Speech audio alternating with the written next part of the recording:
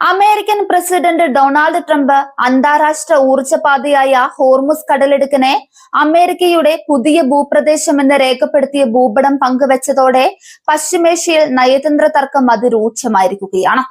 ആഗോള എണ്ണ വിപണിയുടെ നാഡീഞരമ്പായ ഈ കടൽപാതയ്ക്ക് മേലുള്ള അവകാശവാദം വാഷിംഗ്ടണും ടെഹ്റാനും തമ്മിൽ നിലനിൽക്കുന്ന കടുത്ത സൈനിക രാഷ്ട്രീയ സംഘർഷങ്ങൾക്ക് വീണ്ടും എരുതിയിൽ എണ്ണയൊഴിക്കുന്നതായി മാറി. ട്രംപിന്റെ പ്രകോപനപരമായ ഈ സോഷ്യൽ മീഡിയ പോസ്റ്റിന് പിന്നാലെ കടുത്ത ഭാഷയിലാണ് ഇറാൻ പ്രതികരിച്ചത്.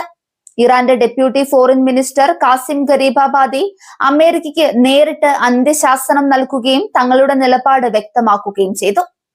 ലോകത്തിലെ എണ്ണ വിതരണത്തിന്റെ അഞ്ചിലൊന്നും കടന്നു പോകുന്ന തന്ത്രപ്രധാനമായ പാതയായതിനാൽ തന്നെ ഈ അവകാശവാദം കേവലം ഒരു വാക്പോരായി കാണാൻ അന്താരാഷ്ട്ര സമൂഹത്തിന് സാധിക്കില്ല. അമേരിക്കയുടെ ഇത്തരമൊരു നീക്കം അന്താരാഷ്ട്ര സമുദ്ര നിയമങ്ങളുടെ നഗ്നമായ ലംഘനമാണെന്ന് വിദേശകാര്യ വിദഗ്ധർ ചൂണ്ടിക്കാണിക്കുന്നുണ്ട്.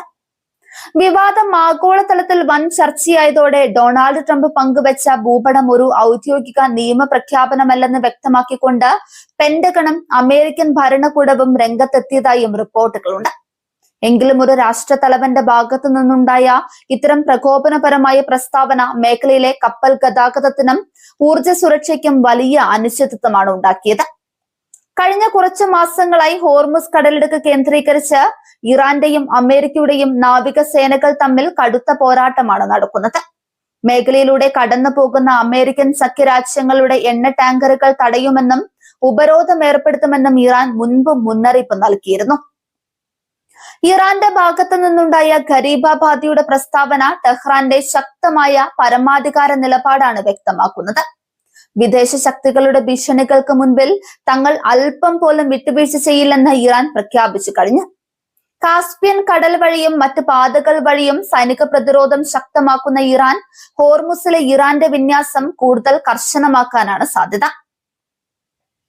ഈ നയതന്ത്ര പോര് ആഗോള സാമ്പത്തിക മേഖലയിൽ വലിയ ആശങ്കകൾക്ക് വഴി തുറന്നിട്ടുണ്ട്. ഹോർമുസ് കടലിടുക്കിൽ ഏതെങ്കിലും തരത്തിലുള്ള സൈനിക ഏറ്റുമുട്ടലുകൾ ഉണ്ടായാൽ അന്താരാഷ്ട്ര വിപണിയിൽ ക്രൂഡ് ഓയിൽ വില കുതിച്ചുയരും. ഏഷ്യൻ യൂറോപ്യൻ രാജ്യങ്ങളിലെ എണ്ണ ഇറക്കുമതിയെ ഇത് നേരിട്ട് ബാധിക്കുമെന്നതിനാൽ വൻ ശക്തി രാജ്യങ്ങൾ പോലും ഈ വിഷയത്തിൽ ജാഗ്രത പാലിക്കുന്നുണ്ട്.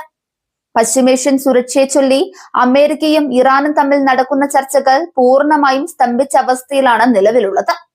ഒന്നിനു പിറകെ ഒന്നായി ഉണ്ടാകുന്ന പ്രകോപനങ്ങൾ സമാധാനാന്തരീക്ഷം പുനഃസ്ഥാപിക്കാനുള്ള ശ്രമങ്ങൾക്ക് വൻ തിരിച്ചടിയാണ്.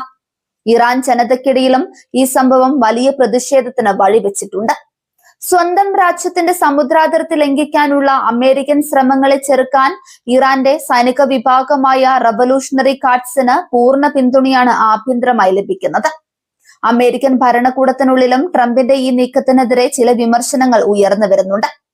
ഗൾഫ് സഖ്യരാജ്യങ്ങളെ പോലും പ്രതിസന്ധിയിലാക്കുന്ന തരത്തിലുള്ള പ്രകോപനങ്ങൾ ഒഴിവാക്കണമായിരുന്നുവെന്ന് ഒരു വിഭാഗം രാഷ്ട്രതന്ത്രജ്ഞർ കരുതുന്നു. ഗൾഫ് സഹകരണ കൗൺസിൽ അംഗങ്ങളായ രാജ്യങ്ങളും ഈ വികസനത്തെ ആശങ്കയോടെയാണ് കാണുന്നത്. തങ്ങളുടെ വാണിജ്യപാതകൾ അപകടത്തിലാകുന്നതും മേഖല വീണ്ടും ഒരു തുറന്ന യുദ്ധത്തിലേക്ക് നീങ്ങുന്നതും സൗദി അറേബ്യ, UAE തുടങ്ങിയ രാജ്യങ്ങളുടെ സാമ്പത്തിക താൽപര്യങ്ങൾക്ക് കനത്ത തിരിച്ചടിയാക്കും. അന്താരാഷ്ട്ര സമുദ്ര സംഘടന ഉൾപ്പെടെയുള്ള സ്ഥാപനങ്ങൾ ഹോർമുസിലെ സ്ഥിതിഗതികൾ സൂക്ഷ്മമായി നിരീക്ഷിക്കുകയാണ്. കടൽപാതയിലൂടെയുള്ള വിദേശ ചരക്ക് കപ്പലുകളുടെ സുരക്ഷ ഉറപ്പാക്കേണ്ടത് ആഗോള വാണിജ്യത്തിന് അത്യന്താപേക്ഷിതമാണ്.